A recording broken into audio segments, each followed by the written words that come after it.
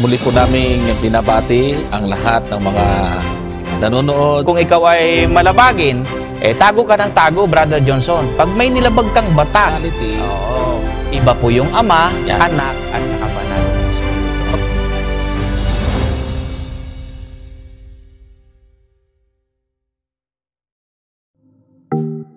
Kami ay nagagalak na muli kayong makasama sa oras na ito, mga ginigil ng mga kapatid at mga taga-subaybay. Nawa ang programang ito maging pagpapala sa ating lahat sa oras na ito. Kayo po ba ay may katanungan at nais po ninyong malaman ang katugunan sa banal na kasulatan? Ako po ang inyong kapatid kay Kristo, Brother Johnson Amican. Ako naman po si Pastor Bjorn Capiendo. Samahan niyo po kaming muli dito sa programang Katotohanan. Ayan, at tayo'y magpasalamat sa Panginoon, mga kapatid, Pastor, at tayo muling makakapaglingkod sa ating mga taga-subaybay sa pagitan po ng pagtalakay sa mga tanong nang galing sa iba't ibang mga taga-subaybay natin sa TV, mga nakikinig sa AWR, sa Hope Radio, at lalo na sa social media, diyan sa Facebook, sa YouTube. Kami po ay nagpapasalamat sa inyong patuloy na pagsubaybay. At ngayon, sa mga nakatutok ngayon, diyan sa social media, i-share po natin uli ang ating episode ngayon. At malaya po kayo makakapagbigay ninyong mga katanungan. Comment lang po ninyo. At ganun din po sa mga nanonood ngayon sa GSAT, sa Hope Channel. Meron po kayong makikitang numero sa inyong mga TV screen. Pwede po kayong tumawag ng live kapag tanong po kayo at nang marinig namin mismo yung tanong at kayo po makalayang makapag-follow up. Priority po natin yung live na tawag. So bago tayo magpasimula sa unang tanong natin tatalakayin, ay bumati muna tayo, Pastor, at may mga nakaabang sa ating shout out. Nagagalak tayo, Brother Johnson, na muli tayong makakapaglingkod sa ating mga kaibigan at mga kapatid sa pamamagitan po ng programang ito ay muli nating maihahayag ang mga salita ng ating pong Panginoon. Kaya po kung nasaan man po kayo ngayon sa mga sandali pong ito, kayo man po ay naglalakbay o nasa inyo pong mga tahanan, naway madatnan po kayo ng programang ito na nasa maayos at mabuting kalalagayan.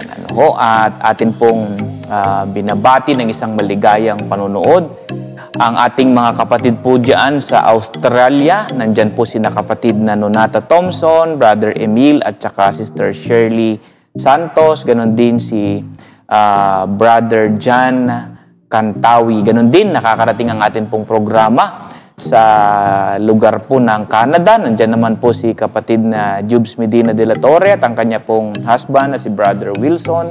Ganon din sa Amerika, ang ating mga kapatid dyan na sina Sister Susan Garulacan, Sister Lorna at saka Donnie Dindero. At binabati rin natin ng isang maligayang panunood ang mga kapatiran po natin dyan sa Bacoor, sa may Mary Homes Church, sina Sister Joy at Brother Edwin Olivares, Brother Dennis Romo at saka si Brother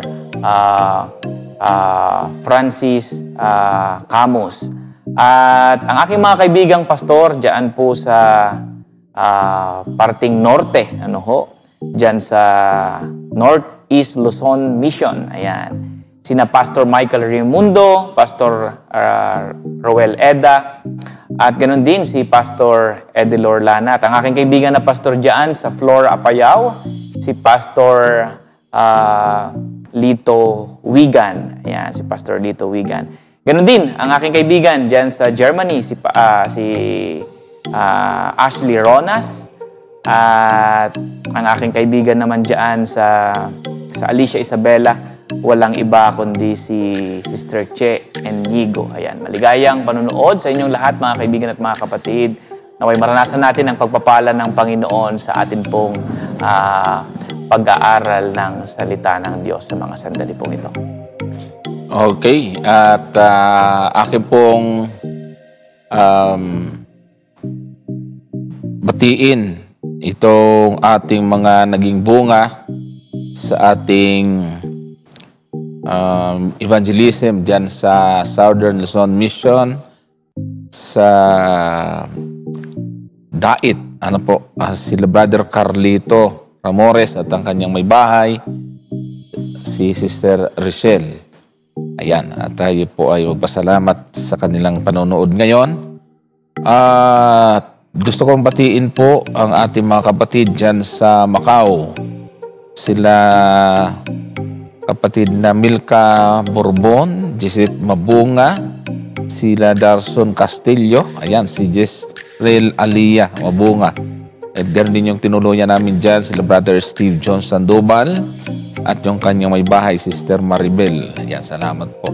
Nabati ko rin po sila Brother Alex Distacamento dyan sa Middle East, Sosimo de Guzman, yung ating kapatid na hindi nagko-comment pero laging nanonood sa atin. Binabati ko rin po si Brother Bongski. Yan, salamat po sa inyong panonood. Meron kang pahabol, Pastor? Brother Johnson, ang distritong aking pinaglilingkuran, mga kapatid, sa distritong aking pinaglilingkuran, ang General Trias District 2. Ayan, sa pinangungunahan ng aming presidente sa council. Walang iba kundi si Brother Rafi Orlina. Ayan, at ang lahat ng mga kapatiran dyan sa Pascam Seventh-day Adventist Church, dyan sa Santiago Bukid, Seventh-day Adventist Church, Park Lane, Seventh-day Adventist Church, Bella Vista, Seventh-day Adventist Church, at ganun din po sa Country Meadow, Seventh-day Adventist Church. Okay, so sige, tayo po ay magpasimula sa ating tanong, Pastor. Ito ay naitanong sa atin, di natin gaano nasagot. At ito po ay tungkol sa kasalanan. Gaano ito kalala, yung kasalanan? Paano natin ipapaliwanag itong kasalanan, Pastor? Ayan. Maganda yung katanungan, Brother Johnson, kasi kapag nakita natin kung gaano kalubha, kalala at kalalim yung kasalanan, Brother Johnson, ay mas makikita natin na talaga tayo ay in need ng Savior. Kailangan talaga natin ang tagapagligtas. Unang-una, Brother Johnson, ang kasalanan ay makikita natin yung ilang mga katangian nito or kahulugan nito sa banal na kasulatan. Unang-una, ang kasalanan, Brother Johnson, ay broken relationship sa atin pong Panginoon. Makikita natin yan, Brother Johnson, diyan po sa Genesis chapter 3. Bibigay ko yung buong kapitulo kasi diyan ho natin makikita, mga kapatid, yung pagpasok ng kasalanan sa buhay ng tao. Yung kasalanan diyan, Brother Johnson, ay makikita natin na ito'y pamumuhay independently sa atin pong Panginoon. So, parang pinapatunayan mo sa Panginoon na gusto kong mamuhay or kaya kong mamuhay na wala siya. Okay? Wala siya. Or, tinatawag din natin ito, Brother Johnson, na rejecting His authority. Or inaayawan natin yung otoridad ng atin pong Panginoon. And as a result, Brother Johnson, nung magkasala ang tao, tayo ay nalayo sa Kanya, nasira yung ugnayan, magandang ugnayan, Brother Johnson. Kaya nga, kung papansinin po ninyo dyan, yung una nating mga magulang, sina Eva at saka si Adan, nung sila'y nagkasala, mga kapatid, sila ay nagtatago sa Diyos at sila ay lumayo sa ating Diyos. Alam po ninyo yung mga reaction na yan, Brother Johnson? Kwan yan eh. Wala namang lugar na pwede nating pagtaguan sa Diyos. Okay? So, ganun tayo nadaya ng Diyos, ng kasalanan, na para bagang sinasabi natin ay pwede nating taguan ng Panginoon. But in reality, Brother Johnson, hindi tayo makakatakas sa presensya ng atin pong Panginoon. Hindi natin siya matataguan. So, ang kasalanan, mga kapatid, ay isa po itong broken relationship, sirang ugnayan sa atin pong Panginoon. Pangalawa, Brother Johnson, ang kasalanan ay matatawag nating lawlessness and disobedience. Ano ho? Diyan po sa 1 John chapter 3 verse 4, makikita po natin ang ganito pong pananalita. 1 John chapter 3 verse 4. 1 John 3 verse 4, ang sabi po ay ganito. Ang sino mang gumagawa ng kasalanan ay sumasalangsang din naman sa kautusan. At ang kasalanan ay ang pagsalangsang sa kautusan. So makikita natin dito, Brother Johnson, isa sa mga kahulugan ng kasalanan ay pagsalangsang sa kautusan or disobedience. Okay? Hindi pagsunod Iyan. sa batas ng atin pong Panginoon. So, may kita dito, Brother Johnson, no? Yung disobedience kasi, Brother Johnson, ay nag-uugat ito, makikita natin yung may mga nauna pa na karanasan po ng tao. Ito po yung pag-disrespect natin sa kautusan ng Panginoon or pag-disrespect natin mismo doon sa nagkaloob ng kautusan. Ito po ay makikita natin sa Genesis chapter 3 verse 11, Brother Johnson. Sige. Okay, sige. Yan. Ang sino mang gumagawa ng kasalanan... 3:11. Genesis 3:11. Genesis 3:11. Ayan, kanina pa ito. Ayan. At sinabi niya, sinong nagsabi sa iyong ikaw ay hubad?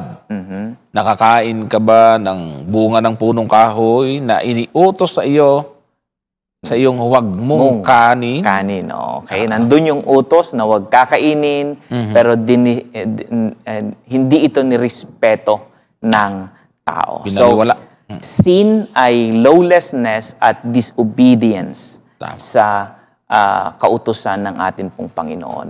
Pangatlo na nais nating idiin, pangatlo na nais nating idiin, pero bago tayo pumunta sa pangatlo, Brother Johnson, magandang paglingkuran natin yung may tumawag sa atin ng live.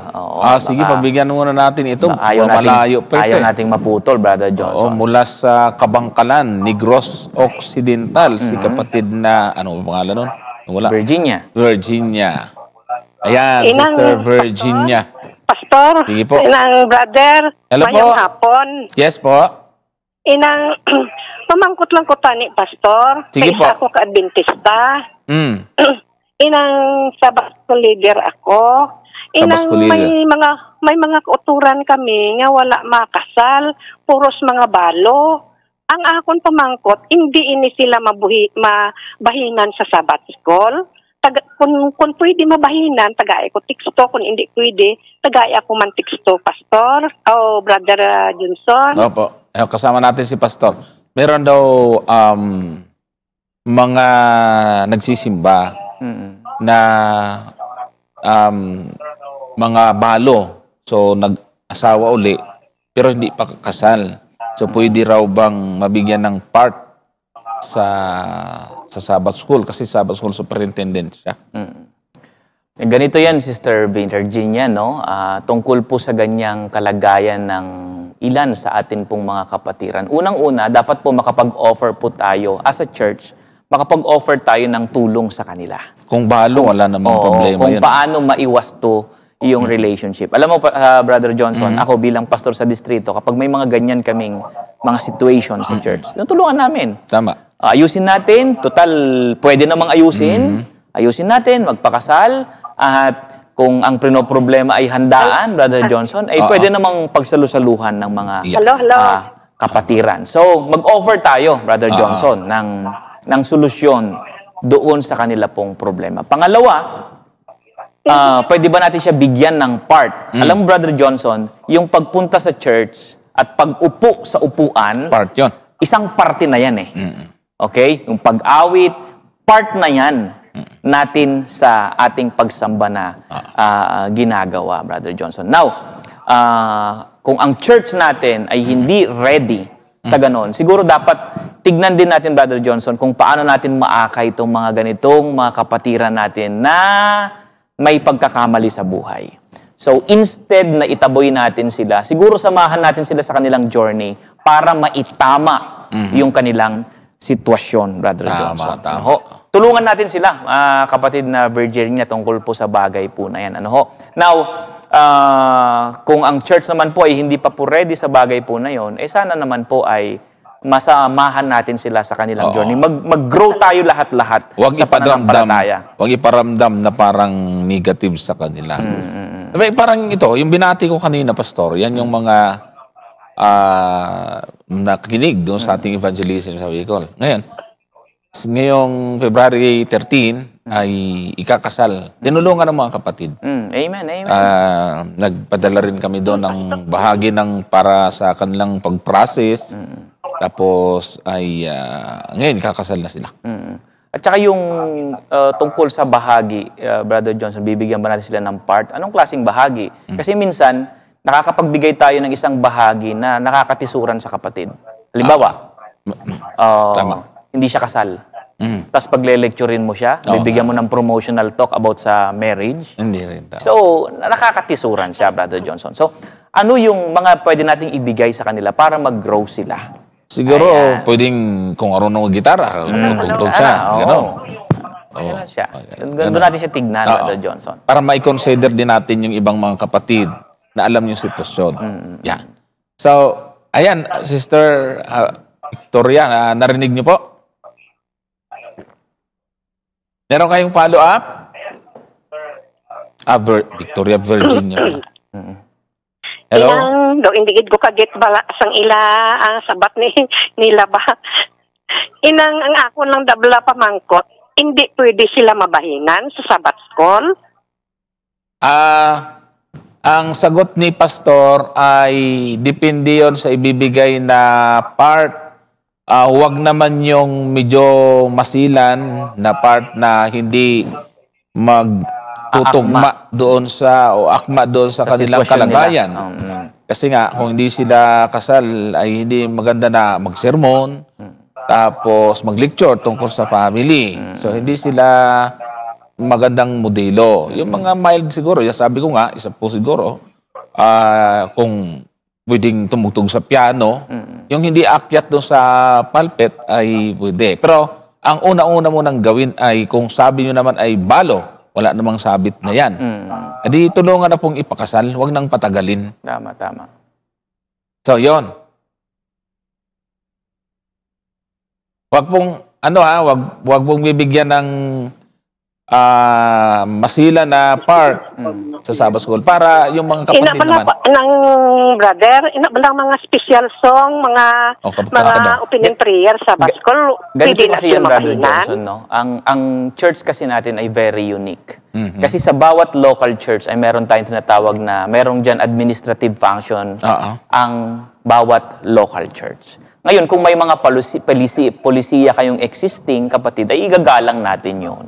Kung meron po kayong mga polisiya na hindi natin bibigyan ng part, yung mga problema sa relationship, igagalang natin yun, mga kaibigan at mga kapatid. Kasi nga, ang church natin, as a whole, Brother Johnson, ay nagjo-journey din, maging sa local church. Ngayon, kung meron pa tayong ganyang sitwasyon sa local church natin na pinagdadaanan pa po, kapatid na Virginia, at sa tingin po ninyo ay nagjo-journey din ang church tungkol po sa bagay po na yan, ay alang-alang po sa hindi ho natin sana pagkabahabahagi ay tignan isaalang-alang po natin yung sitwasyon, yung policy na meron po tayo sa mga local churches. Opo.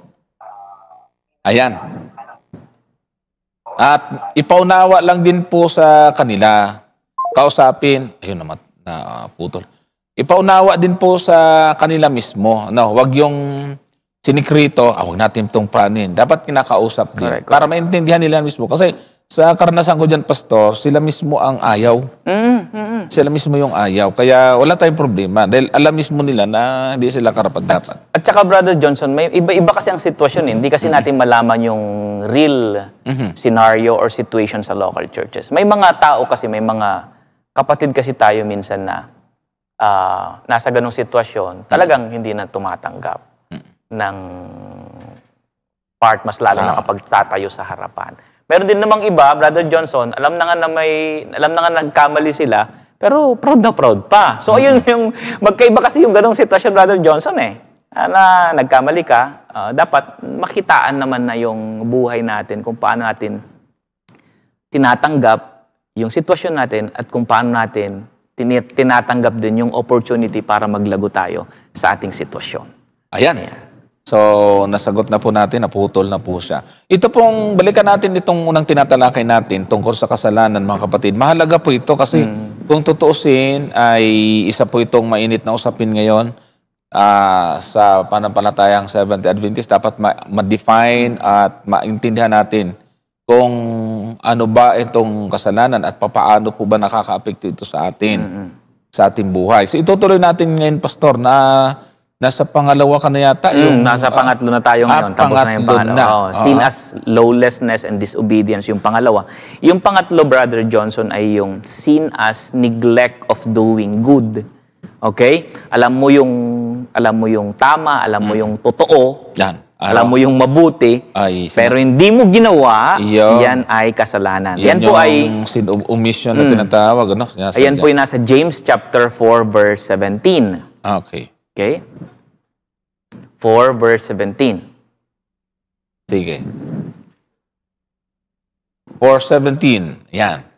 Sa nakakaalam nga ng paggawa ng mabuti at hindi ginagawa. Ito'y kasalanan sa kanya. So nakakita mo, Brother Johnson, no? Alam mo yung mabuti, halimbawa, bigay tayo ng isang illustration or pangyayari.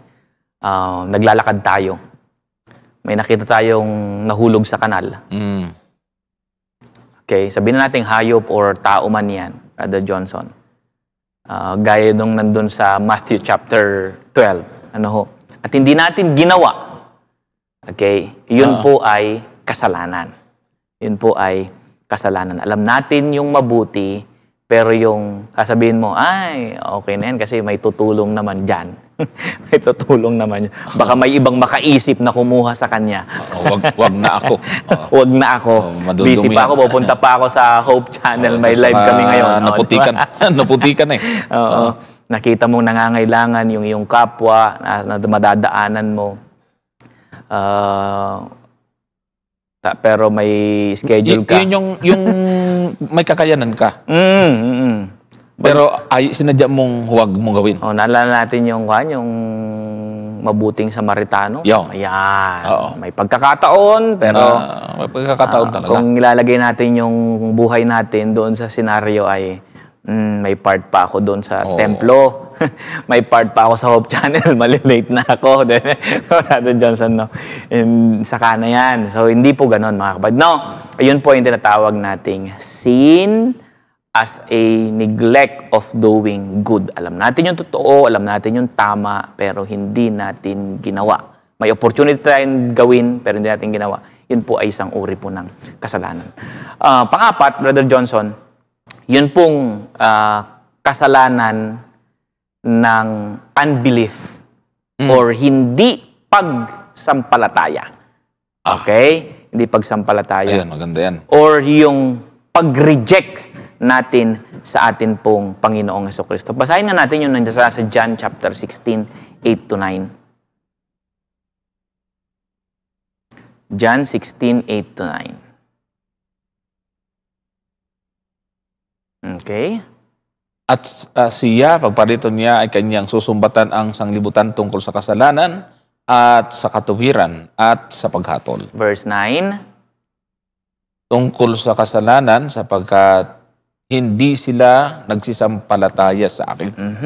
So, kasalanan, Brother Johnson, ang hindi pagsampalataya. Oo nga, no. Tagal ko nang binabasa to, pero Panginoong Jesucristo. Mukhang ngayon ko lang naisip, magandang gamitin ito pag nangangaral tayo. Pag nire-reject natin siya. Ayan. Oo nga. Tama yun si Apostol Pablo na yung nagsitanggi sa Ebanghelyo. Sa ikalawang Tesalonica, 1:8. Sige, Pastor, tuloy. At ang panghuli, Brother Johnson, na nais nating idiin ay yung kasalanan as a state. Ayan. As a state of human nature. Okay? May concept, Brother Johnson, na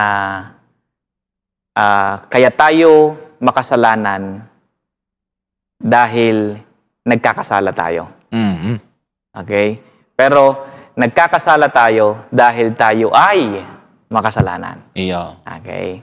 So, yung nature natin, yung state natin, Brother Johnson, as tao, ay isa pong kasalanan. Isa pong kasalanan. Yung kalagayan po natin, yung human nature po natin, ay isang kasalanan at nakahilig sa kasalanan. Sa Psalm chapter 51 verse 5, sige nga po, 51 verse 5. Sige.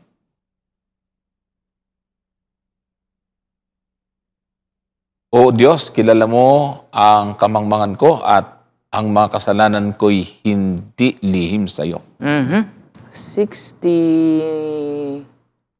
meron pang isa dyan. Sa may 51 verse 5. Ayan. 51 verse 5. 51. Ayan.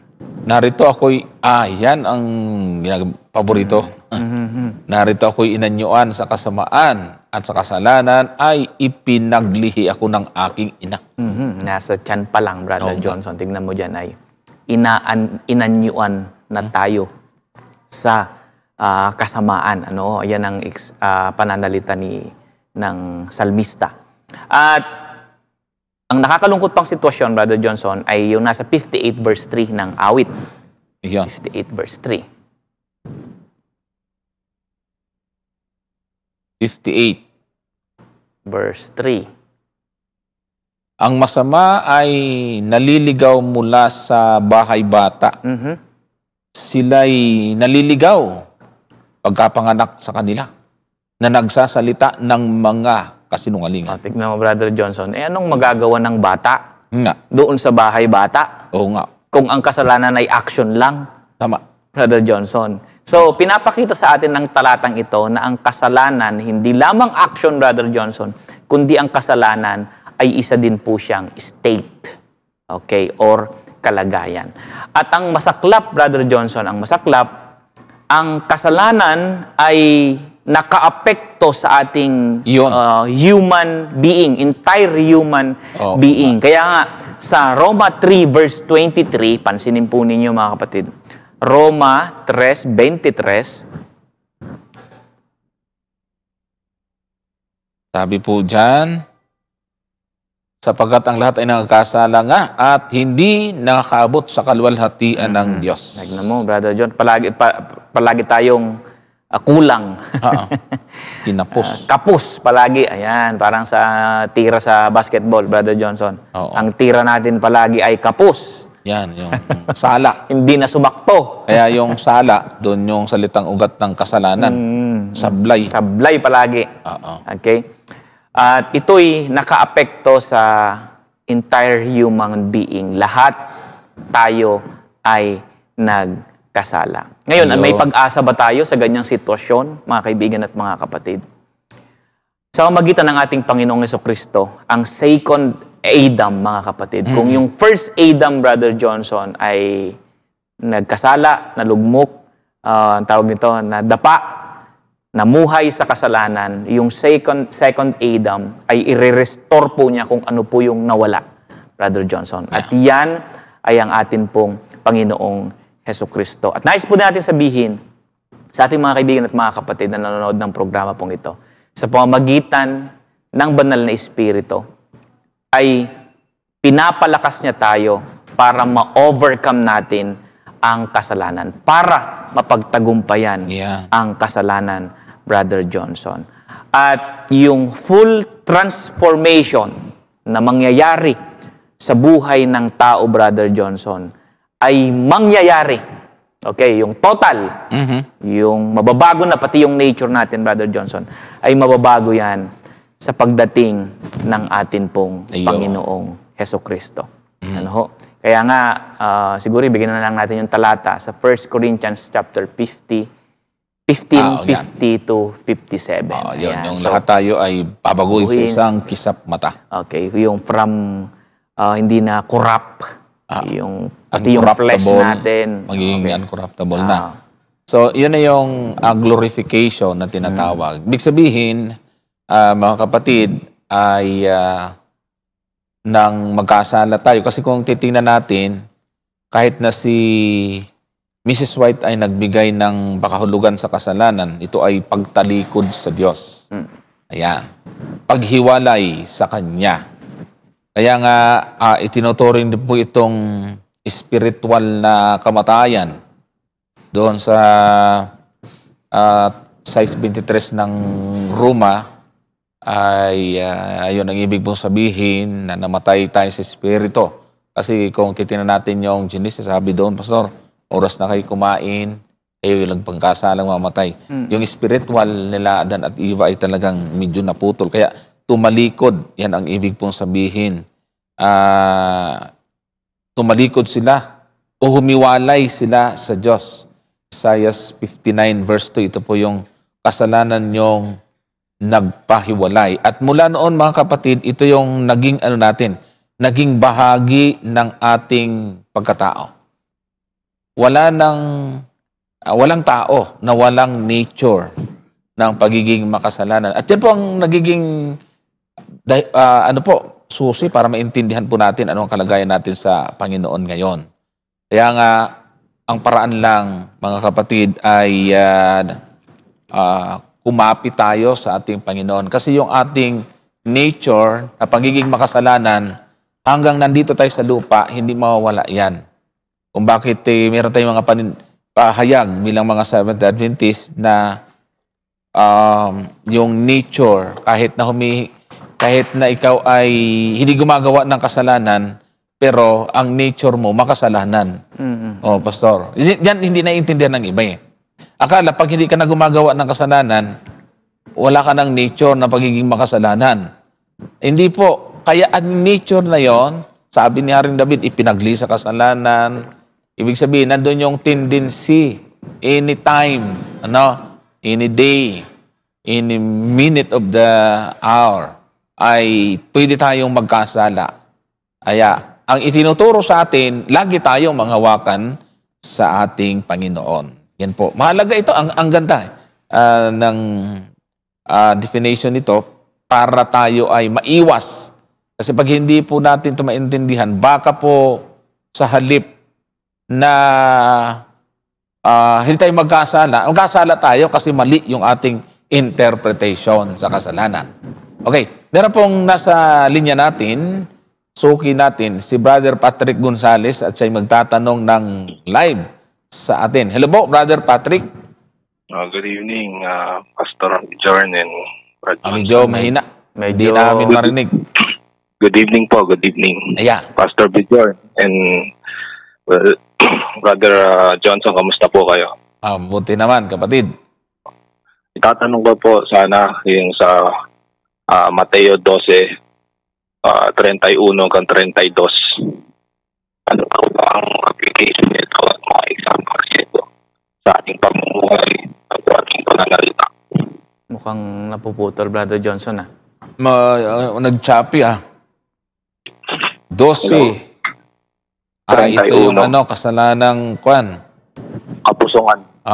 Kapusungan. Opo. Sige. Ano po ang application nito at saka example nito sa ating pamumuhay at pananalita? Yeah. So, paano natin ito i-apply sa atin? Ano dapat maging epekto nito sa ating pamumuhay, lalo sa ating pananalita? Ganito po ang nakasulat, mga kapatid. Mateo 12, 31 hanggang 32. Kaya sinasabi ko sa inyo, ang bawat kasalanan at kapusungan ay ipatatawad sa mga tao. Datapot ang kapusungang laban sa Espiritu ay hindi ipatatawad sa Kanya. 32. At ang sino mang magsalita ng isang salita laban sa anak ng tao ay ipatatawad sa Kanya. Datapot ang sino mang magsalita laban sa Espiritu Santo ay hindi ipatatawad sa Kanya. Kahit sa 1,000 itang ito o maging sa darating. Mabagsik ito, Pastor. Ano ba itong kasalanan na o kapusungan na ito? Alam mo, Brother Johnson, kung titignan natin yung context dito, ay ang ating Panginoong Jesucristo ay dinala sa Kanya yung naalihan ng demonyo. May bulag, pipi, at Kanyang pinagaling. Okay? Makikita natin yan sa verse 22, chapter 12, verse 22. Ngayon, nung ginawa ng ating Panginoong Jesucristo yan, ay maraming nagtaka sa kanya. Okay? Maraming nagtaka at nagtatanong kung siya ba ay anak ni David. Okay? Unfortunately, nung narinig ito ng mga Fariseo, Brother Johnson, ay mayroon silang sinabi. Ang sabi po sa verse 24, 12 verse 24, ang taong ito'y hindi nagpapalabas ng mga demonyo, kundi sa pamamagitan ni Beelzebub na prinsipe ng mga demonyo. So, nakita mo, Brother Johnson, yung gumagawa ang ating Panginoong Jesucristo, na yung paggawa niya, Brother Johnson, ay ito'y galing sa Diyos. Okay, galing sa Diyos. Pero itong mga taong ito, inattribute nila yung ginagawa ni Kristo na ito raw ay sa pamamagitan ni Beelzebub na siyang prinsipe ng mga demonyo. Ano ho? Kaya nga po sa verse 25, mapapansin po ninyo dito, at pagkaalam niya ng mga iniisip nila, ay sinabi niya sa kanila, ang bawat kahariang nagkakabahabahaging laban sa kanyang sarili ay mawawasak. Ang bawat bayan o bahay na nagkakabahabahagi laban sa kanyang sarili ay hindi mananatili. Tingnan mo yung argument ni Jesus Christ. Then sa verse 26, at kung pinalabas si Satanas, siya ay nababahagi laban sa kanyang sarili. Paano nga mananatili ang kanyang kaharian? At kung sa pamamagitan ni Beelzebub ay nagpapalabas ako ng demonyo, ang inyong mga anak, sa kaninong pamamagitan sila pinalalabas. Kaya nga sila ang inyong magiging mga hukom. Ngunit, kung sa pamamagitan ng Espiritu ng Diyos, nagpapalabas ako ng mga demonyo, ay dumating nga sa inyo ang kaharian ng Diyos. So, maganda yung argument dito ni Jesus Christ. Hindi pwedeng maging laban si Satanas sa kanyang sarili. Tama. Yun ang pinupunto dito. Kaya nga, pinapatunayan dito ni Jesus Christ na yung ginagawa po niya ay sa pamamagitan ng Espiritu ng atin pong Panginoon. Pero ang attribute ng mga tao, hindi, kanyan, sa demonyo yan. Then sabi ni Jesus Christ, kaya't sinasabi ko sa inyo, ang bawat kasalanan at kapusungan ay ipapatawad sa mga tao, datapot ang kapusungan laban sa Espiritu ay hindi ipapatawad. Kung ikaw ay nagpapatuloy na nag-a-attribute sa magandang gawa ni Jesus Christ at ina-attribute mo na ito'y mula sa demonyo, Brother Johnson, ito ay kapusungan laban sa banal na Espiritu. At hindi raw po ito mapapatawad. Bakit? Nagpapatuloy ka na eh. Ito na yung ginagawa mo eh. Okay? Na palaging sinasabi mo, hindi, sa kanya, sa demonyo yan. Yung ginawa ni Kristo sa demonyo, tuloy-tuloy. At patuloy ang iyong ginagawa ay ito po ay kasalanan sa banal na Espiritu. Alam mo, Brother Johnson, maganda ring talata ito. Sige nga. Para patunayan na iba talaga yung anak, Ama, tsaka sa Holy Spirit. Oo nga. Kasi kung parehas lang, dapat lahat na ng kasalanan ay napapatawad. Oo nga. Diba?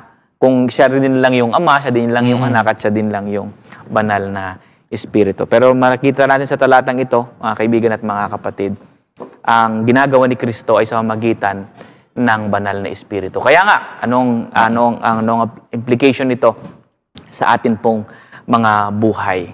I-recognize natin palagi yung kapangyarihan ng Panginoon sa atin pong mga buhay, yung paggawa ng Panginoon sa ikabubuti natin bilang mananampalataya, Brother Johnson. Iyon. So, yun ang ibig sabihin. Brother Patrick, nandyan ka pa? Opo. Sige po. Follow up kayo? Pwedeng isa pa po. Sige. Tatanong ko po yung Mateo 6:20. Okay. Ito yung sabihin ng Panginoon na magkatipon ng kayamanan sa langit. Ito po ba ay literal or spiritual? Tapos po, yung sinabing gawa sa Isaiah 64:6 na maruming basahan. Kontra po ba ito ng pahayag ni Santiago sa chapter 2 na ang pananampalataya walang gawa ay patay? Paano po ba natin i-reconcile yun? Okay. Yung pangalawa ay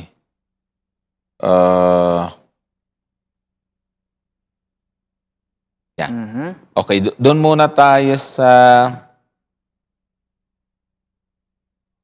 ito. Mateo 6:20. Siguro maganda basahin natin.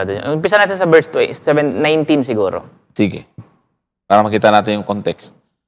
Huwag kayong mga tipon ng mga kayamanan sa lupa na dito'y sumisira ang tanga at ang kalawang at dito'y nanghuhukay at nagsisipagnakaw ang mga magnanakaw. Kundi magtipon kayo ng mga kayamanan sa langit na do'y hindi sumisira kahit ang tanga, kahit ang kalawang, at do'y hindi nangaguhukay at hindi nagsisipagnakaw ang mga magnanakaw. So, ano may ibig sabihin yan? Alam mo, Brother Johnson, meron kasing thinking yung mga Hudyo na kung ikaw ay mayaman, ayan, ikaw ay mayaman, tama yung relationship mo sa Diyos. Yan yung thinking nila eh. Kaya kung ikaw ay naghihirap, ay kinukurse ka ng Panginoon, sinusumpa ka ng Panginoon. Yung thinking ng mga Pariseyo. So, yung mga Pariseyo, mga kaibigan at mga kapatid, sila po ay naniniwala na kung ang Diyos ay nagpapala sa kanyang mga pinagpala at minamahal. Ayan ang thinking nila, mga kapatid. So, kaya nga may kaisipan na dapat tayong mag-invest ng treasure natin dito sa earth. Kasi ito ay isang barometer, Brother Johnson, na ikaw ay tama yung relationship mo sa Diyos. Pero ito'y may, kumbaga, nagdiin dito ang ating Panginoong Jesucristo na hindi tayo iimbak ng kayamanan natin dito sa mundo. Hindi nangangahulog ang Brother Johnson na bawal tayong yumaman, hindi ganon. Oo nga. Kundi bawal nating ibigin yung atin pong kayamanan. Alam po ninyo, sa mundong ito, masisira yan, yung kayamanan na yan. Masisira. Tama. Okay? Bahay, mga ari-arian ay pwedeng mawala yan sa isang saglit lamang. Ano ho? Kaya nga, yung mga Pariseyong ito ay may problema po sila sa kanilang paningin. Actually, ina-address yan ni Jesus Christ doon sa Matthew 6:22. Brother Johnson, na-address yan ng ating Panginoong Jesucristo. Sila'y nagkukuvet ng kayamanan, mga salapi. Therefore, ang kanila pong buhay, sila po ay nasa spiritual darkness na tinatawag. So, hindi ko natin gagawin na master ang pera, kayamanan, Brother Johnson. Kundi piliin nating master ang ng atin pong buhay ay walang iba kundi ang atin pong minamahal na Panginoon. Then mag-imbak tayo, ang sabi doon, ng kayamanan doon sa langit. Gumawa tayo, mga kapatid, ng mga bagay-bagay na magdadala ng kalulatian sa atin pong minamahal na Panginoon. Ano ho? Okay. Ang pangalawa ay yung nasa Isaiah 64:6 na yung katuwiran ng tao ay parang maraming basahan.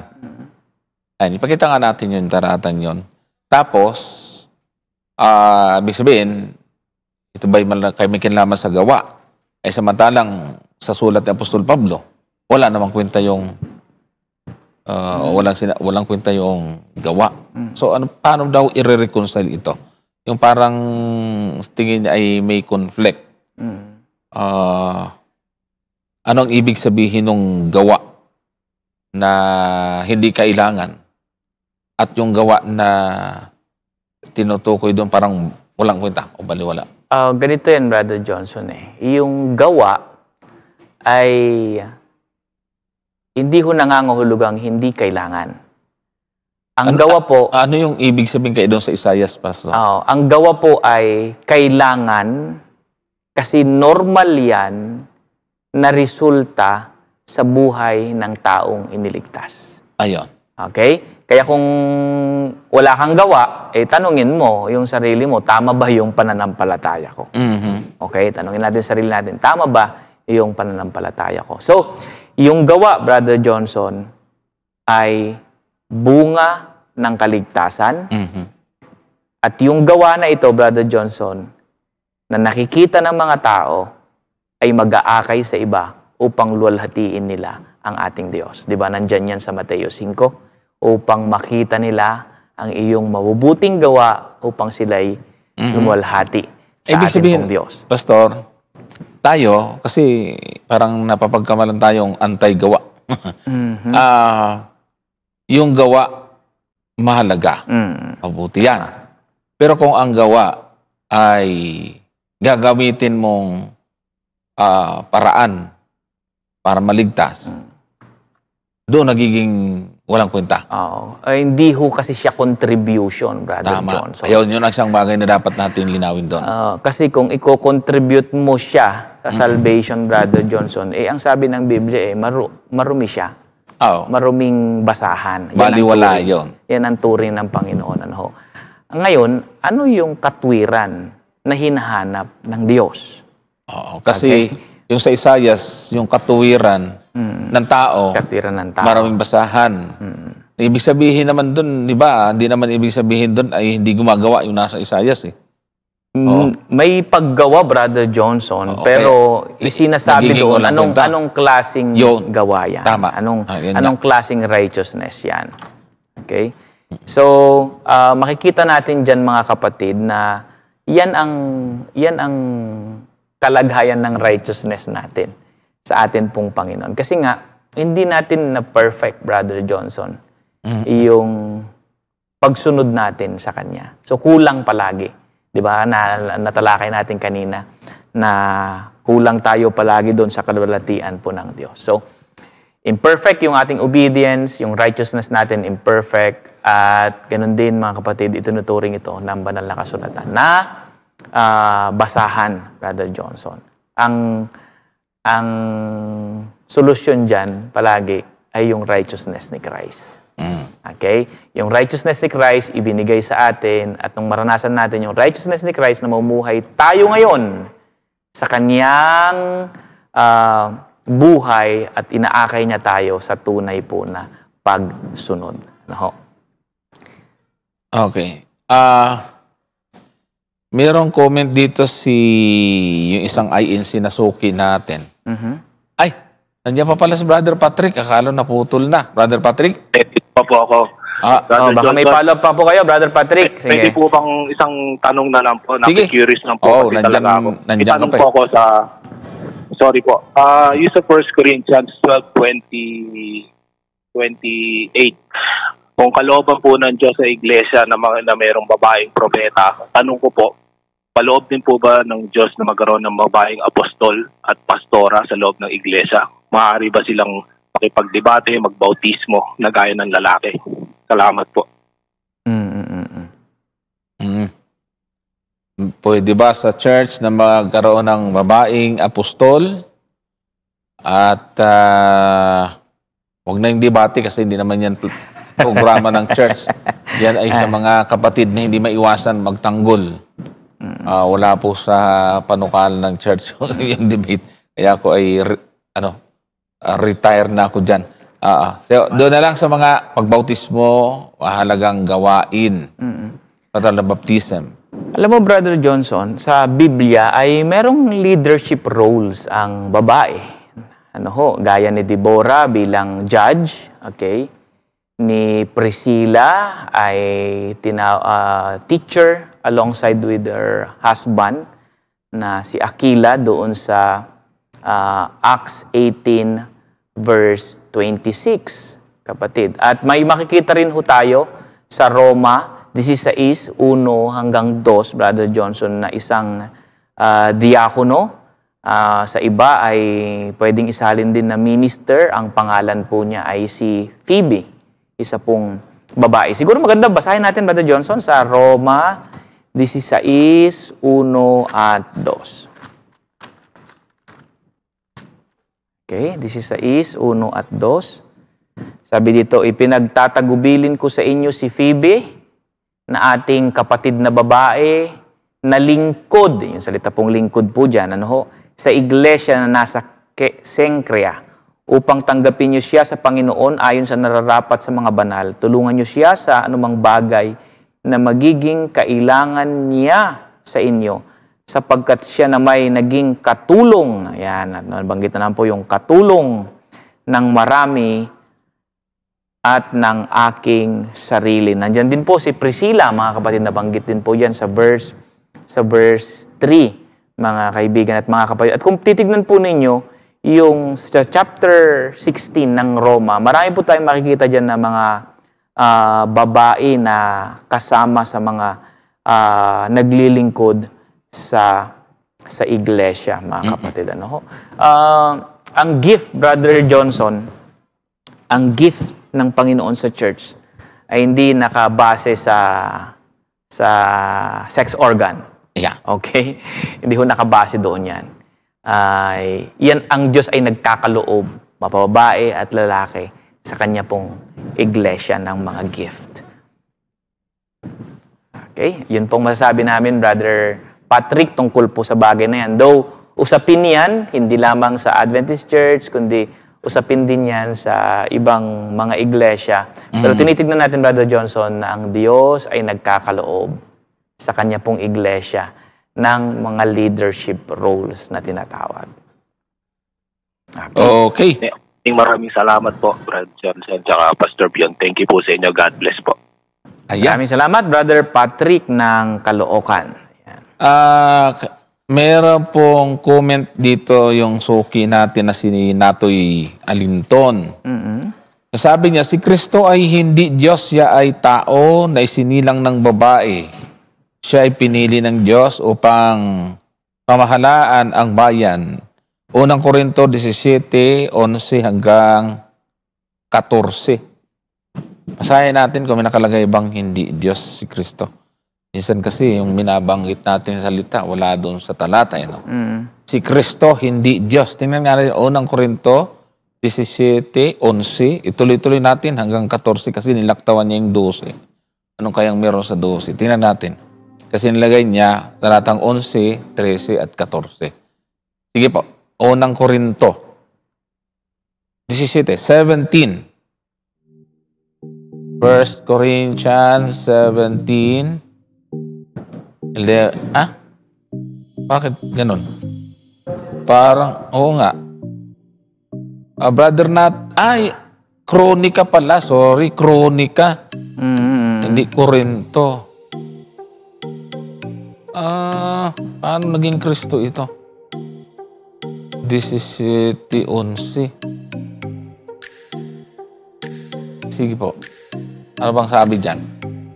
1 Chronicles 17:11. Tapos hanggang 14. Isama natin yung 12. Hindi niya nilagay yung 12 eh. At mangyayari pag ang iyong mga araw ay nalubos, na ikaw ay marapat yumaon, makasama ng iyong mga magulang, na aking patatagin ang iyong binhi pagkamatay mo, na magiging sa iyong mga anak, at aking itatatag ang kanyang kaharian. Verse 12, isama na natin. Kanyang ipagtatayo ako ng isang bahay, at aking itatatag ang kanyang luklukan magpakailanman. Maganda nga yung 12, nilaktawan niya, no? 13, ako'y magiging kanyang ama, at siya'y magiging aking anak, at hindi ko naaalisin ang aking kaawaan sa kanya, gaya ng aking pagkakuhan roon sa nauna sa iyo. 14,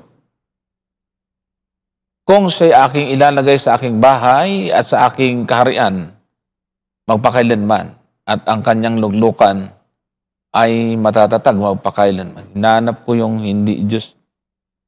Parang wala naman dito, Brother Natoy. Paano bang, bakit mo nasabi ito? So, sino itong tinutukoy, Pastor, na ito? Bakit ba naging hindi Diyos ang conclusion dito? Ang layo naman yata. Alam mo, Brother Johnson, nais nating ipapansin, na naniniwala naman tayo ng ating Panginoong Jesucristo ay tao. Pero yung hindi Diyos, yun ang malabo eh. Natalakay natin nung nakaraang nakaraang Hirap episode ito. natin yan, Brother Johnson. kung sino yung Nangyayari mga ito. taong gustong bumato kay Kristo. Oo. Di ba? Di ba ang paniniwala nila, Hindi si Diyos. Kristo ay tao at di Diyos. Yun. O di ba? Oo. Yun ang paniniwala nila. Kaya kasi gusto, hindi daw Diyos, kasi tao. Nga. kaya gusto nilang batuhin ang ating Panginoong Oo Jesucristo. nga. Di ba? Ako, kung bumaba si Kristo ngayon, baka hindi bato, baril siguro. Kasi maraming ayaw maniwala sa kanya. Ngayon, Brother Johnson, may pagpapakilala ba din naman sa banal na kasulatan na ang ating Panginoong Jesucristo ay Diyos? Ano? Ang ating Panginoong Jesucristo ay Diyos. Pansinin nga po natin sa Joel 2:32. Okay. 2:32. Sige nga po. Sige. Joel 2. Ayan. At mangyayari na ang sino mang tumawag sa pangalan ng Panginoon ay maliligtas.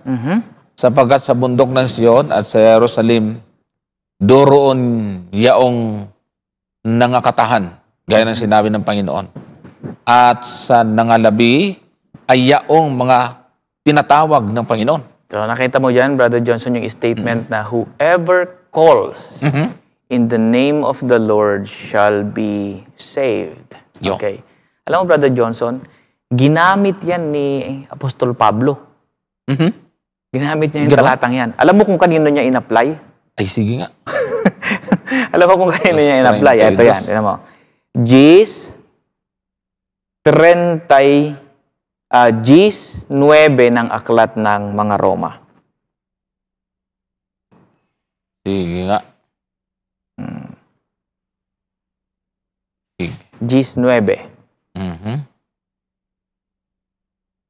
Sapagkat kung ipahahayag mo ng iyong bibig si Jesus na Panginoon at sasampalataya ka sa iyong puso na binuhay siyang mag-uli ng Diyos sa mga patay, ay maliligtas ka. Verse 13, pansinin mo.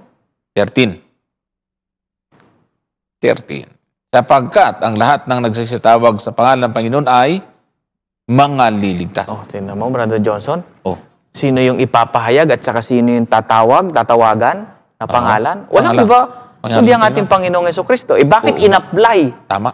yung nandun sa Old Testament sa ating Panginoong Jesucristo? Oo nga. Oh, di ba, Brother Johnson? Isa yan sa mga dapat pansinin ng ating mga kaibigan. Ano ho? Isa pa, yung nasa aklat ng awit, 102:25-27. Sige. Nang una ay inilagay mo ang patibayan ng lupa at ang mga langit ay gawa ng iyong mga kamay. Aha. Alam mo, kinote yan sa New Testament, Brother Johnson. Ganon? Oo. Sige Nasa Hebrews chapter 1, Oo nga. 10-12. Maganda. Sige, tingnan natin. Oh. Sino yung Diyos niyan? Sige natin. Yaw. At ikaw, Panginoon, nang pasimulay, inilagay mo ang kasasalingan ng lupa at ang mga langit ay gawa ng iyong mga kamay. Kanino yan? Tinukoy? Doon sa 8. Sa 8, oo. O 8. Baliktad tayo sa 8. Kasi, ayan, ngunit tungkol sa anak ay sinasabi ang iyong luklukan, O Diyos, ay mapakailanman at ang sitro ng katuwiran ay siyang sitro ng iyong kaharian. Oh, tignan mo, Brother Johnson, yun nandun sa aklat ng mga awit, in-apply sa ating Panginoong Jesucristo bilang creator. Di ba? So, makikita natin dito, Brother Johnson, maraming halimbawa sa banal na kasulatan ng ating Panginoong Jesucristo talaga ay ipinapakilala na siya po ay Diyos. Yo. Ano po, total, mahilig naman po kayong gamit ng salita na ito ang nakasulat doon. Ay pakihanap nga po yung salitang si Kristo, hindi Diyos. Kasi kung tao, walang question doon, nagkatawang tao nga siya eh. Tama. Paano hindi tao? Nagkatawang tao nga. Meron bang nagkatawang tao, hindi tao? Nung nagkatawang tao, tao talaga. Kaya nagkatawang tao. Buti sana kung nagmukhang tao lang, hindi nagkatawang tao. Kung ginamit lang itsura ng tao, hindi dumaan sa proseso ng pagkapanganak, ayon, o hindi yun. So, wag po tayong magbibigay ng statement si Kristo, hindi Diyos. Wala sa Biblia yon, kapatid. Isa pa siguro, Brother Johnson, sa Titus 2:13. Yan. Yan. Oo, maganda rin yan. Yan. Sabi po dyan sa Tito 2:13 na hintayin. Yung ganun eh. Yan. Nahintayin na ang mapalad na pag-asa at ang papapakita ng kaluwalhatian ng ating dakilang Diyos at tagapagligtas na si Jesucristo.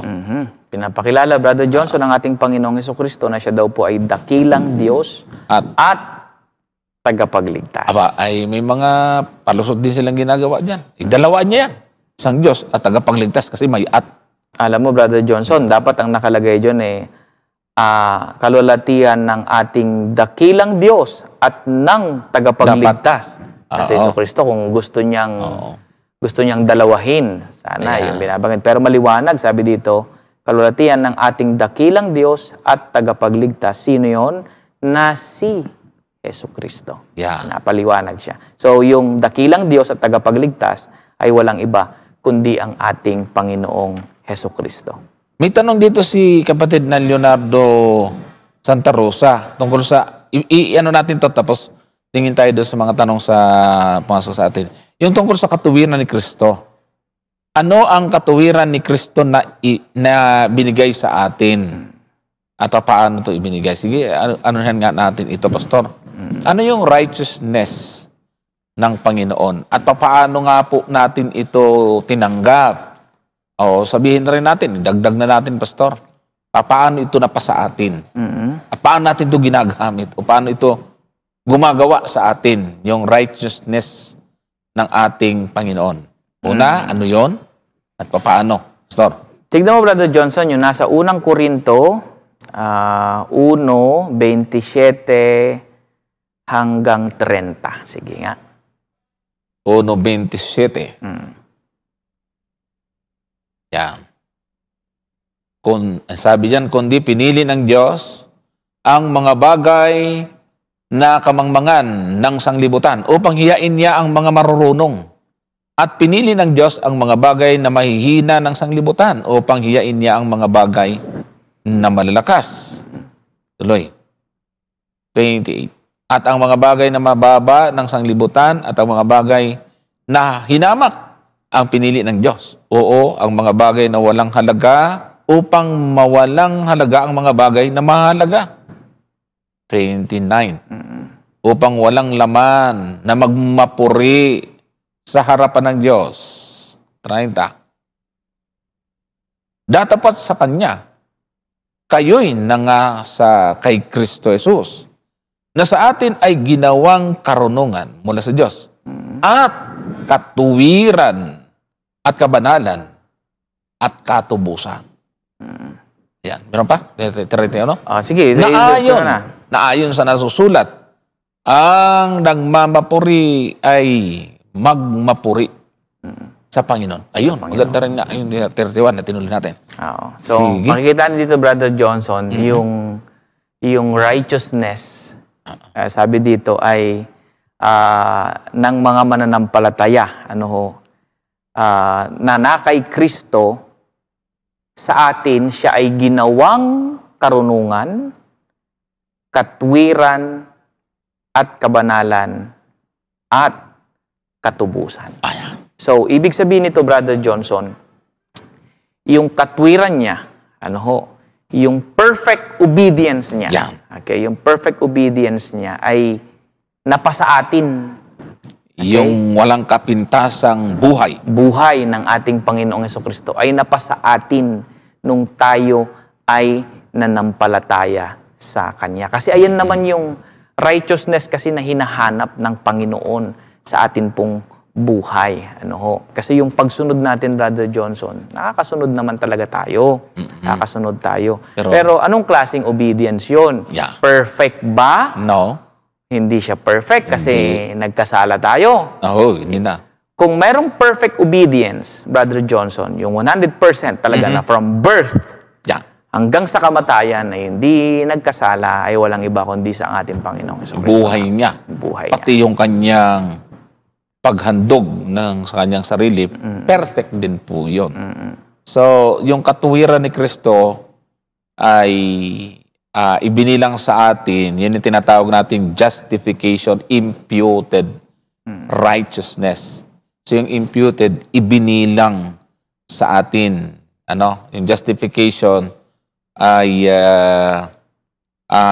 yung pagiging makasalanan po natin ay yung katuwiran, yung kabutihan, yung kawalang kasalanan ni Kristo, yung ibinihi sa atin. Kaya nga tayo, tandaan niyo po mga kapatid, na doon sa mga ang paniniwala, kasi ako dati, hindi ko naman nasisisi yung mga kapatid pastor. Ang paniniwala ko talaga dati, talagang meron tayong bahagi, may magagawa talaga tayo. Pero naintindihan ko na sa Biblia, yung ginagawa natin pagsunod ngayon, wag natin angkinin. Kasi si Kristo yung nabubuhay sa atin. Pag wala si Kristo sa atin, di natin magagawa yon. Kaya wag natin ikikredit sa atin yon mga kapatid. Gawa talaga ng Panginoon natin yan. Pero hindi naman nangangahulugan, ay hindi nakatunga nga tayo, sabi kasi ng iba. Wala tayong ginagawa. May ginagawa tayo, pero yung ginagawa natin, nagagawa natin kasi si Kristo yung nagmamaniobra ng ating buhay. Ayan. Yun, so, binasa natin kanina nga, ang ganda no?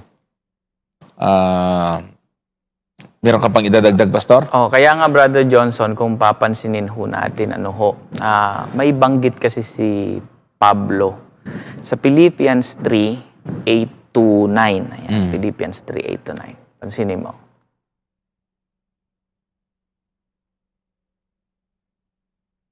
Sige.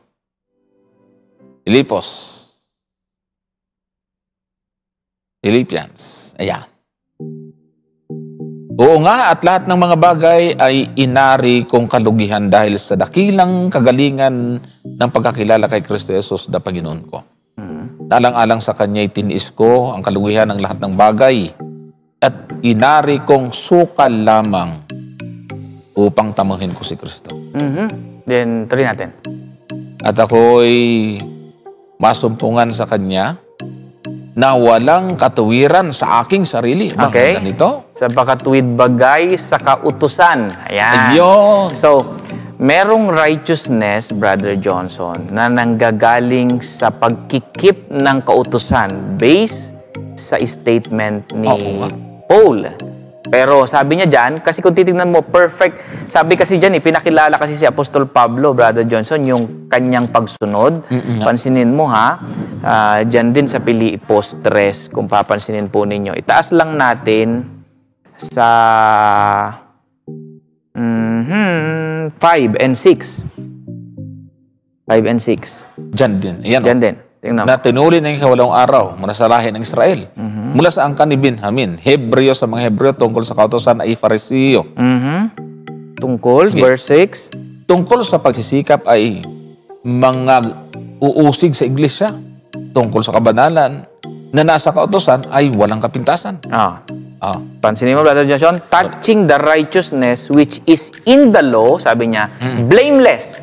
Walang kapintasan. Ba talagang matinding pagsunod? Walang kapintasan. Pero, tignan mo sa verse 9 kung paano niya ituring ngayon. Sabi niya. Verse 9. Sa verse 8, sorry. Sa bandang huling bahagi. Verse 8, bago yung 9. Oo nga, at lahat ng mga bagay ay inari kong kalugihan. Dahil ito yung binasa natin kanina. Pero dito sa bandang huli, naalang-alang sa Kanya'y tiniis ko ang kalugihan ng lahat ng mga bagay at inari kong sukal, sukal, hindi suka. Sukal lamang. Ibig sabihin, basura. Upang tamuhin ko si Kristo. Then, ibig sabihin yung walang kapintasan niyang pagsunod. Basura. Yan ang sabi niya. Oo nga. Nako. Then, tuloy mo. Sige. Sa verse 9. 9. At ako'y masumpungan sa Kanya na walang katuwirang aking sarili sa makatuwid bagay sa kautusan. Ayun, no? Kundi ang katuwiran sa pamamagitan ng panampalataya kay Kristo. Ang katuwiran ng buhat sa Diyos sa pamamagitan ng pananampalataya. Anong hinahanap ng Diyos, Brother Johnson? Yung katwirang buhat sa Kanya. Okay? Hindi yung katwirang buhat sa kautusan. Okay? Kasi meron talaga namang katwiran buhat sa kautusan. Aralin ko nga ito. Pero dahil kulang tayo palagi, hindi yun ang hinahanap ng Diyos sa atin para tanggapin natin yung salvation. Okay, Brother Johnson? Kundi yung righteousness na galing sa Diyos, hindi yung galing sa kautusan. Galing kay Kristo. Yung galing sa Diyos, Brother Johnson, na kautusan, na righteousness ay tinatanggap sa pamamagitan ng pananampalataya. Kasi kung hindi galing kay Kristo, basura. Kaya yung righteousness by faith na aral natin bilang mananampalataya, bilang Adventistang mananampalataya, yung righteousness doon na tinatanggap natin by faith, Brother Johnson, ay yung righteousness na galing sa Diyos. Sa pamamagitan ni Kristo. Kaya yung justification ay ibinilang sa atin. Yan ibig sabihin ng justification eh. We are justified. Ibinilang sa atin. Ano yun? Katuwiran galing sa Diyos. At iyon ay sa pamamagitan ng ating Panginoong Jesucristo. Kasi kung hindi sa pamamagitan niya, kahit stricto, walang dungis yung pagsunod ni Pablo. Pero ang sabi niya, wala pala eh. Basura pala lahat yun. Maganda ito. Aking nga itong paplansin, Pastor, kasi maraming problema ngayon sa mga napupuntahan kong church. Naniniwala din kasi sila na talagang meron tayong huwag mong sasabihin na wala kang ginagawa. Meron. Pero kay Pablo, meron nga siyang ginawa. Pero hindi niya tinuring yun na hindi niya tinuring yun na ambag, contribution doon sa righteousness na tinanggap niya sa Panginoon. Sukal nga ang magkakabanggit niya. Pastor, matindi ito. Yan mga kapatid, ang ganda na silip ko yung tanong na yon, kaya maganda na atin yung naipaglingkod. Sige, at punta tayo sa ibang tanong. Isingit po natin, mga kapatid. Good afternoon po. Tanong ko lang po kung ano ang kautusan. Katotohanan pala. Sorry. Paul ng Camarinesor. Ano ang katotohanan about speaking in tongues? Tama, may katotohanan talaga dyan kasi mayroong mali. Alam mo, Brother Johnson, may namit ako dati nung ako nasa Tarlac pa. May napuntahan kaming lugar. At ang sabi nung isang namit namin doon, sila daw po ay may gift of tongue. Oo nga. Speaking in tongues. So, yun ang ibig niyan sabihin. Alam mo, Brother Johnson, napadaan kami sa church nila one time. Alam mo, talagang yung claim nilang speaking in tongue ay hindi talaga maintindihan eh. Hindi. Hindi maintindihan eh. Palagi akong napasok sa mga simbahang yan eh. Hindi siya salita or hindi siya lingwahe ng ibang taga-ibang lugar, kung Ilocano man. Hindi siya dialect, hindi siya language. May naalala ako, Pastor, isingit ko lang, Pastor. May naalala kasi ako isang Doctor of Education ito, nakikinig sa amin sa radyo dati. Tumawag siya ng live. Sabi niya, Brother Johnson, membro ako niyan. Pinapractice namin yan. Yung palang lumalabas na salita daw doon, Pastor, sa kanilang bibig. May rehearsal pala yan. May practice. Kasi pag hindi ka nagsalita niyan, para kang kawawa. Wala kang kwenta sa church. Kailangan, pagka nagsama-sama kayo, meron din lalabas na salita sa iyo. Kaya nga, naalala ko yung isang si Evangelist Dizon kabilis na masalita, pati yung Kawasaki Yamaha Suzuki ay nabanggit na. Ibig sabihin ay sinasana yung dila. Kaya tama, hindi dialect. Babbling yun, ginagawa nila. Gaganon-ganon sila. May iyak, may ingay, may iingay nga. So, anong speaking in tongues katotohanan sa Biblia? Ayan ba yung speaking in tongues na pinapaliwanag ng Biblia? Puntahan nila, Brother Johnson. Sa Acts chapter 2. Malabo kasi yun. Acts chapter 2. Sige. Oo nga, ito maganda kasi. Para alam natin kung paano in-apply yung pagsasalita ng dila. Sa verse... sige, umpisa natin sa verse 1 siguro, Brother Johnson. Yan na, siguro. Patuloy. At nang dumating nga ang araw ng Pentecostes, silang lahat ay nagkatipon sa isang dako. At biglang dumating mula sa langit ang isang ugong na gaya ng isang humahagibis na hanging malakas at pinuno ang buong bahay ng kanilang kinaupuan. At silang lahat ay nangapuspos ng Espiritu Santo at nangagpasimulang magsalita ng iba't ibang wika ayon sa ipinagkaloob ng Espiritu Santo o Espiritu sa kanilang salitain. Tingnan mo. Nagtuloy-tuloy yan, Brother Johnson. May nagsisitahan nga sa Jerusalem na mga Hudyo, mga lalaking relihiyoso sa nabuhat sa bawat bansa sa ilalim ng langit. 6. At nang marinig ang ugong na ito, ay nangagkatipon ang karamihan at nangamaang sapagkat sa kanila'y narinig ng bawat isa na sinasalita ang kanilang sariling wika. So napansin mo, Brother Johnson, naintindihan nyo sinasabi. Nag-speaking in tongues sila. Ang sabi nila, di ba mga Galilean to mga to? Oo nga. Di ba? Bakit sila nagsasalita ngayon ng ating wika? Mga Hudyo sila eh. Oo, tignan mo kung ano yung mga wika na yung mga yan. Tignan mo. Tuloy mo sa verse 8. Sige. 7 muna siguro. Sige, 7, 8. 7 muna. Ayan. At silang lahat ay nangagtaka, nagsipanggilalas, na nangagsasabi, narito, hindi baga mga Galileyong lahat ang mga nagsisipagsalitang ito? Ibig sabihin, mga Greek dapat yan eh. At bakit nga narinig ng bawat isa sa atin ang ating sariling wikang kinamulatan? Hindi prinaktis yan.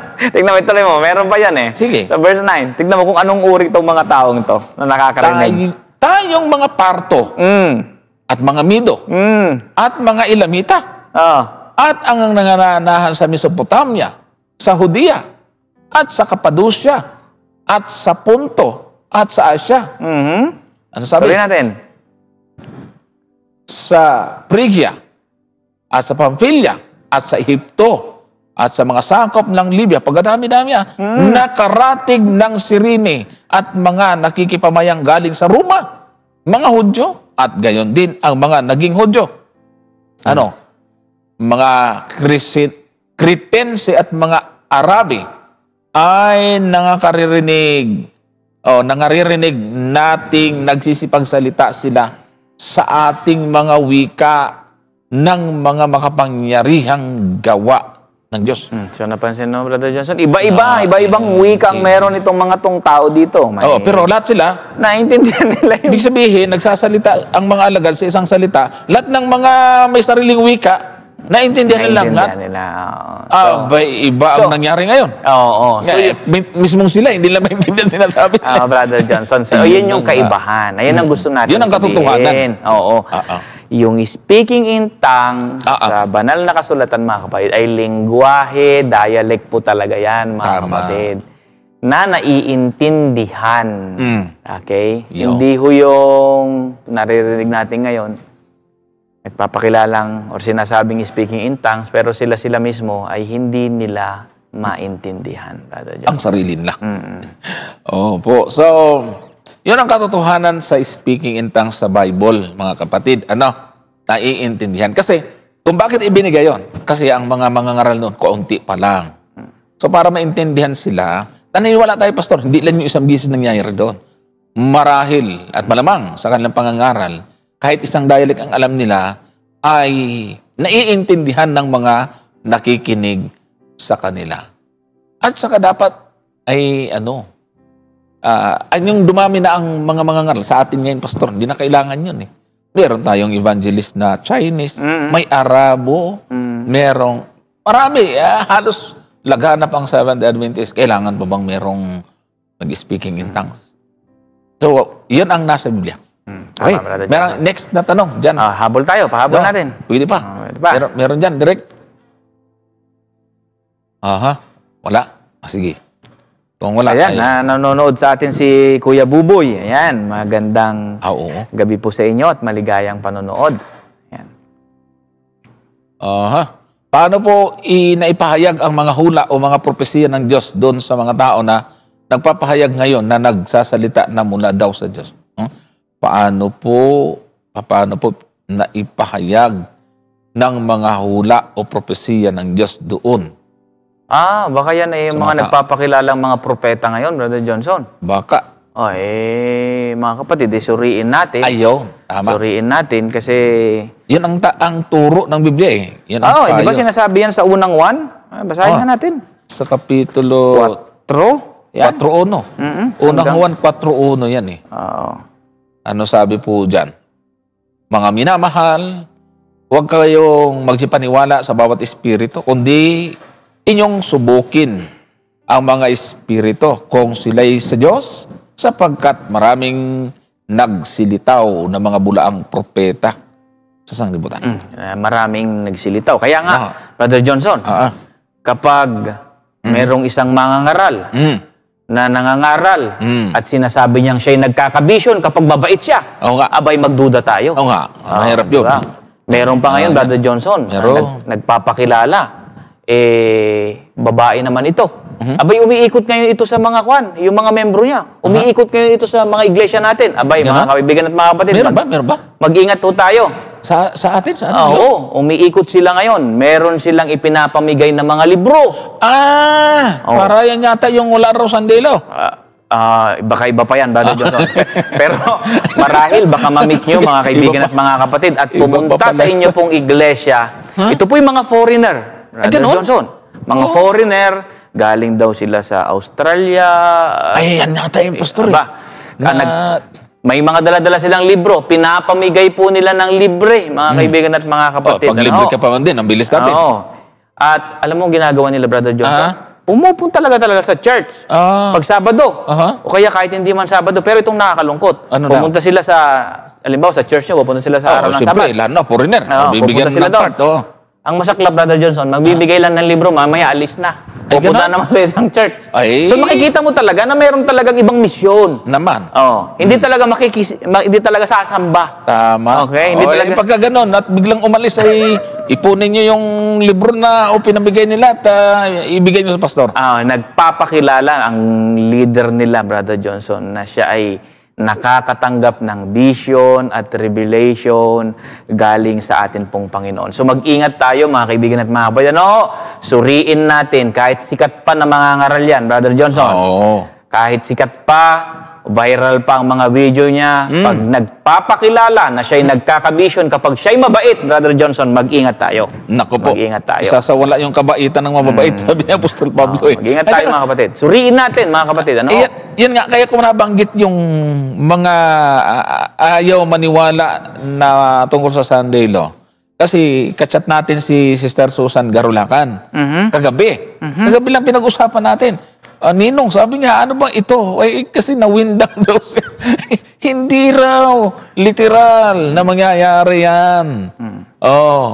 The literal Sunday Law, like we used to believe that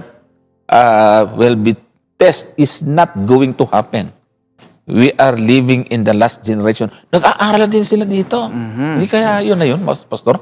Linawin natin, baka yun na rin yun. Kaya nga, ayun muna ang magiging babala natin, Brother Johnson.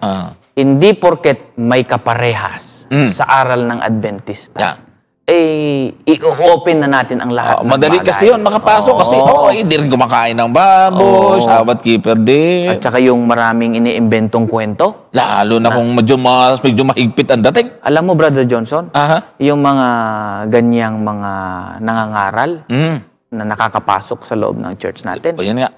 Okay, kahit hindi magpakilalang propeta, Brother Johnson. Pero makikita mo, aaminin din na nagkakabisyon. Maya-maya, sasabihin, ganitong mangyayari, pinirmahan na.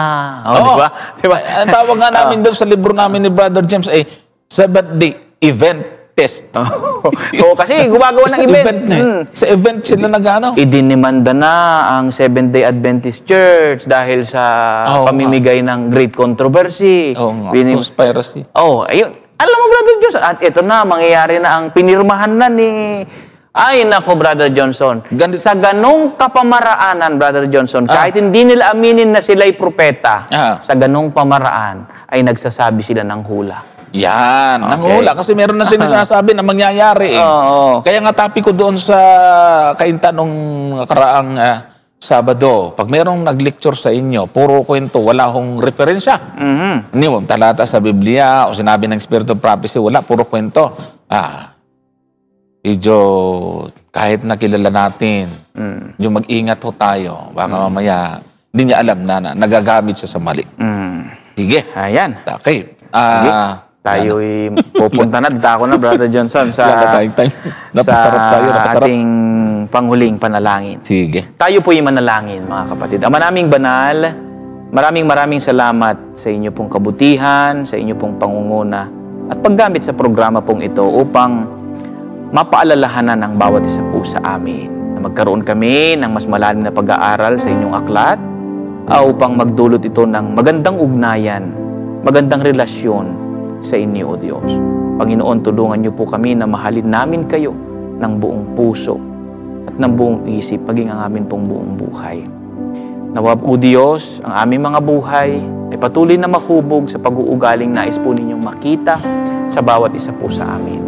Upang kayo ang siyang matanyag at maluwalhati sa amin pong pamumuhay. Amin pong idinadalangin, Panginoon, si kapatid na Nedy. Sa kanya pong sitwasyon, O Diyos, samahan niyo po siya. Inyo po siyang pangunahan at pagpalain. Idampi sa kanyang inyo pong mapagpagaling na kamay. Ganon din po amin pong idinadalangin si Dr. Flores, O Diyos. Kayo po ang manguna sa mga doktor na tumitingin sa kanya. Pagpalain din ang mga gamot na kanya pong iniinom.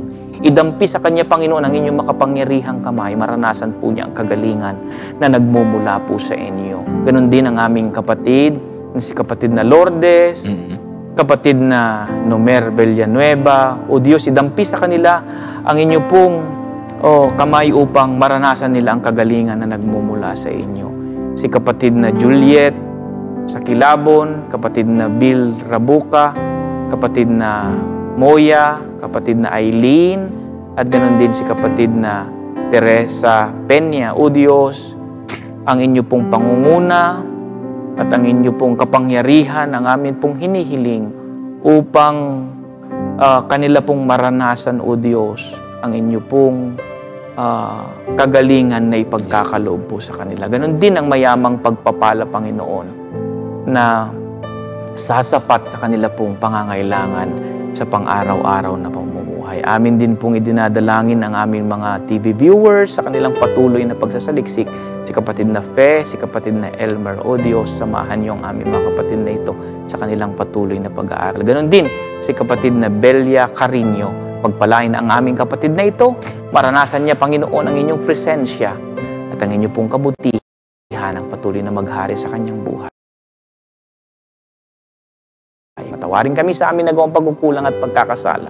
Sa pangalan ng aming Panginoong Hesus. Amen. Amen. Maraming salamat po mga kapatid sa lahat ng mga nakibahagi at nakasama namin sa pagtalakay ngayong episode na ito.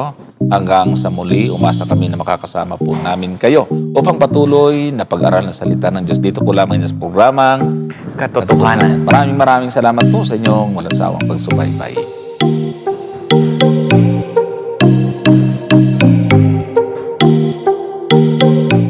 Muli po namin binabati ang lahat ng mga nanonood. Kung ikaw ay malabagin, tago ka ng tago, Brother Johnson. Pag may nilabag kang bata, iba po yung ama, anak, at saka